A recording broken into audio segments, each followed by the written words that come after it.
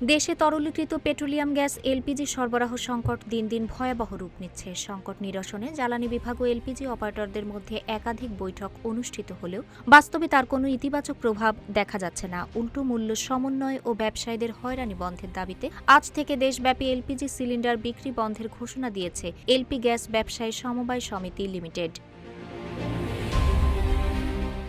৭ জানুয়ারি সন্ধ্যায় সারা দেশের পরিবেশক ও খুচরা বিক্রেতাদের উদ্দেশ্যে জারি করা এক নোটিশে জানানো হয়েছে, দাবি পূরণ না হওয়া পর্যন্ত সব কোম্পানির প্ল্যান্ট থেকে এলপিজি উত্তোলন বন্ধ থাকবে।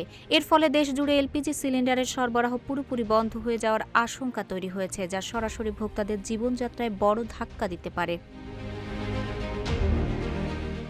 সংশ্লিষ্টদের সঙ্গে কথা বলে জানা গেছে, এই সংকটের দ্রুত কোনো সমাধান নেই। আন্তর্জাতিক বাজার থেকে এলপিজি আমদানির জন্য ক্রয়াদেশ দেওয়ার পর তা দেশে পৌঁছাতে অন্তত ৬ সপ্তাহ সময় লাগে। এর সঙ্গে যুক্ত হয়েছে জাহাজ সংকট, পরিবহন ভাড়া বৃদ্ধি, আন্তর্জাতিক নিষেধাজ্ঞাজনিত জটিলতা এবং আমদানিতে প্রশাসনিক বাধা, যা পরিস্থিতিকে আরও জটিল করে তুলছে। কিউব হোল্ডিংসের গল্পে সেই রেখাটি আঁকা হয়েছিল আজ থেকে ১ যুগ আগে। নকশাই আমাদের ভাষা। Cube holdings limited. বিশ্লেষকদের মতে এলপিজির এই সংকট হঠাৎ করে তৈরি হয়নি। দীর্ঘদিন ধরে আমদানির সক্ষমতা বৃদ্ধির অনুমোদন না পাওয়া, বিশ্ববাজারে এলপিজি সরবরাহকারী প্রতিষ্ঠান ও জাহাজের উপর যুক্তরাষ্ট্রের নিষেধাজ্ঞা, পাশাপাশি বাজার থেকে একাধিক বড় অপারেটরের সরে যাওয়ায় সংকটকে চরম পর্যায়ে নিয়ে গেছে। প্রতি মাসে দেশে গড়ে প্রায় ১,২০,০০০ টন এলপিজির চাহিদা রয়েছে। এর মধ্যে মধ্যপ্রাচ্য, শ্রীলঙ্কা ও ভারতের ধামরা সমুদ্র বন্দর দিয়ে আসে প্রায় ৭০,০০০ টন। বাকি ৫০,০০০ টনের একটি বড় অংশ আসত ইরান থেকে। তবে যুক্তরাষ্ট্রের নিষেধাজ্ঞার কারণে বর্তমানে সেই গ্যাস দেশে প্রবেশ করতে পারছে না। ১ বছর আগেও যেখানে অন্তত ২৭টি প্রতিষ্ঠান এলপিজি আমদানি করত, বর্তমানে সেখানে মাত্র ৫টি অপারেটর সক্রিয় রয়েছে।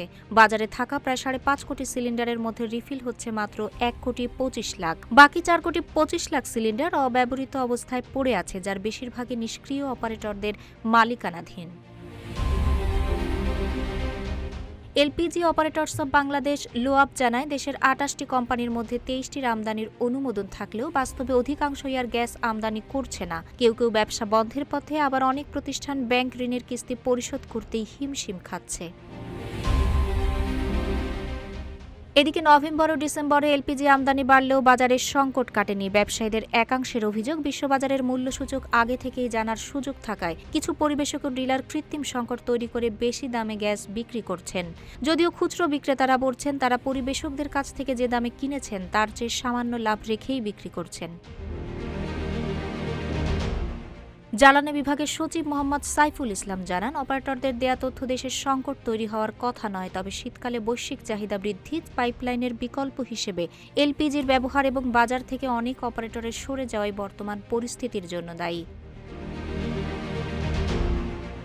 সব মিলিয়ে এলপিজি সংকট এখন ভোক্তা, পরিবেশক ও অপারেটরদের মধ্যে আস্থার সংকট তৈরি করেছে। সংকটের মূল কারণ সমাধান না করে কেবল মূল্য নির্ধারণ করায় বিভ্রান্তি ও অসন্তোষ বাড়ছে বলে মনে করছেন সংশ্লিষ্টরা।